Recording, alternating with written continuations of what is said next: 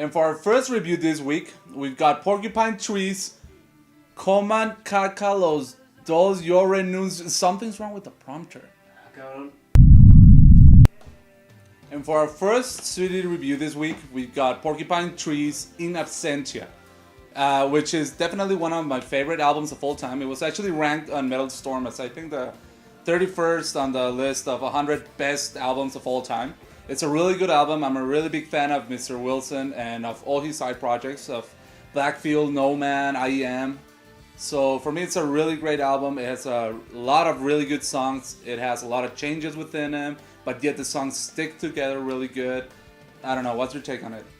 Well, I think it has a very nice flow, but like most progressive metal albums that you like, I think it's a bit long. I mean, I catch myself listening to it and say, like, oh, maybe it's gonna. I think it's gonna be ending anytime soon. And I was like in the fourth or fifth song. I was like, hell. It has some really heavy moments. It has really good musicianship. The vocals by Steven Wilson are really good. But like always, I think it's really long album. Mm-hmm. I liked it. It's not bad. But I mean, maybe it's because I listened to a special edition. It has like 3 or 4 songs more that last like 4 minutes or 10 minutes each. I don't know. I don't care. It's a really good album. I can't complain about it. It's really good, really goodly written. Mm-hmm. But it's not something I would put like every day in my CD player. Mm-hmm. I don't know. For me, it's something really good. It's also the first album that has the new drummer with him. He quit right before that album, so he has a new guy.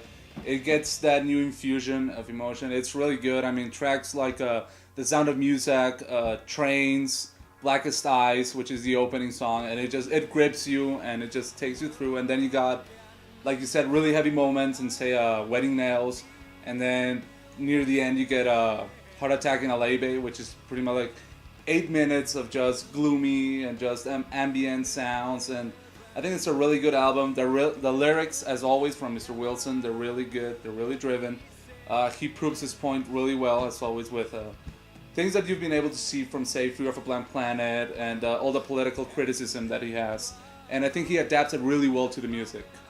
I mean, it's a very good album. It's very good. I mean, it's not a point that it's badly written. It has nice music, nice songs, nice lyrics. I like that kind of music. I like it a lot.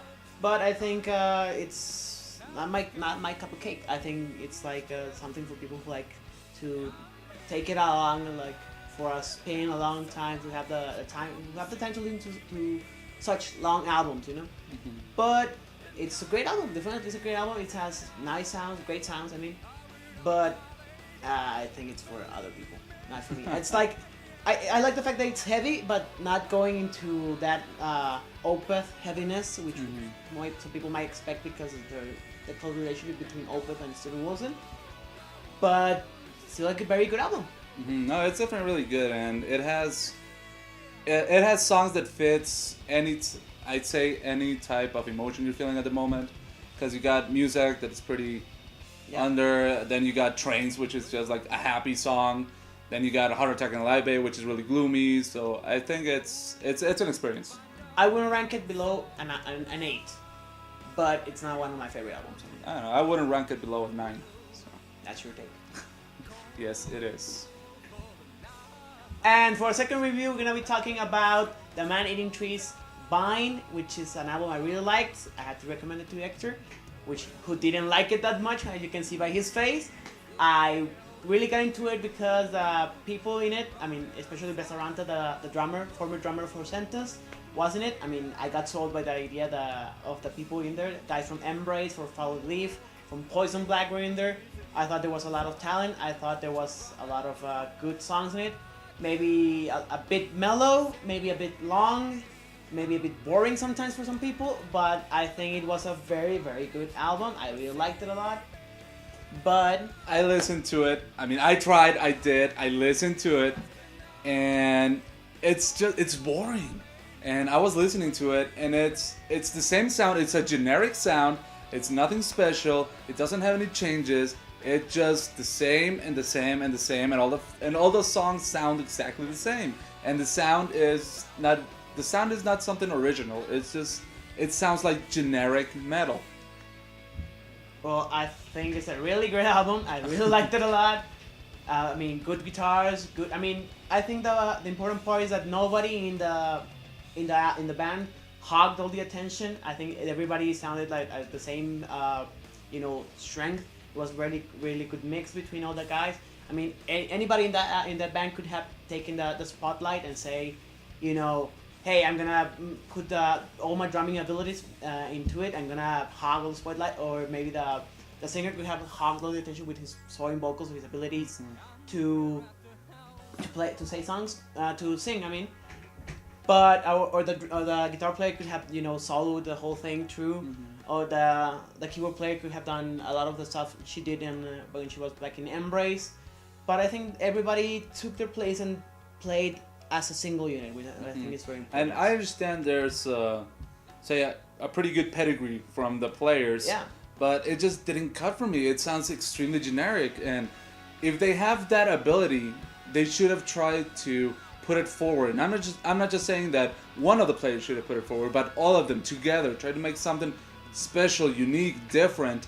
And for me, I listen to it, and as soon as I start listening to it, I start thinking of, well, this just sounds like any other any other power metal band, or just simply metal, something that you would just put into the category of clean, semi-high vocals with just chugging guitars in the background, and a simple backing drumming beat, and some simple keyboards in the background. I mean, it sounds extremely generic. Well, I can agree with the fact that it's kind of like a slab album. It doesn't have like really standout tracks. I think there are very good tracks like Out of the Wind, which is like the first single, and This Longitude Sleep, which they stand out, but only if you listen to the album a lot, and if you're really into it, or if you took the time to see the videos before and then listen to the albums, and then you can pick up the choruses or the hooks. I can agree with that, but I also think it's very atmospheric. I think it's something you have to really like sit down in the dark alone by yourself, really goth-like, maybe with a cup of wine in your hands, and drink and listen to it, because I think it's very slow, very calm, and you can't listen to it like separately. You have to listen to the whole thing, and maybe that's why you couldn't get behind. But long and boring. Come on, dude! You listen to longer stuff. Oh yeah, I listen to longer stuff, but they have changes, they have movements, they have something to keep me interested. This is just more of the same. It's just more of the same. And another gripe that I have is with the singer. Sometimes you can't understand what the hell he's saying. He might have a pretty good range, but you can't understand. He doesn't vocalize pretty well. I think that's part of his charm. I'd call it charm, I call it musical deficiency, whatever. But it just didn't cut for me. It's like, it's boring, and I was playing it, and it's like, you know what? No. And then I put in Absentia right afterwards, and like, this is what I'm talking about. It has changes, it has drift, it has everything in it. Ah, come on, you're playing favorites here. Well, yeah. And before we go, I want to give a shout out to my friend Rodrigo, who has his own show in YouTube too. It's called Nerdy Links. The address is right here, as you can see. You can go check it out. It's youtube.com/user/NeoTsunami. He has information on nerdy sites and ideas for whatever stuff you want to like. It's a very small show. It lasts about 5 minutes every time. And he's a very cool guy. So it's really good for some of those freaky fact of the day and that kind of stuff. Yeah. Yeah, certainly. Well, guys, this has been this week's shows. I hope you followed us through. Remember to check out our YouTube channel, our Facebook page, send us an email, anything, theweeklymetaldose@gmail.com. Any questions, suggestions, even if it's just trivia that you want us to answer, anything at all, we're here for you. Throw it our way. Bye.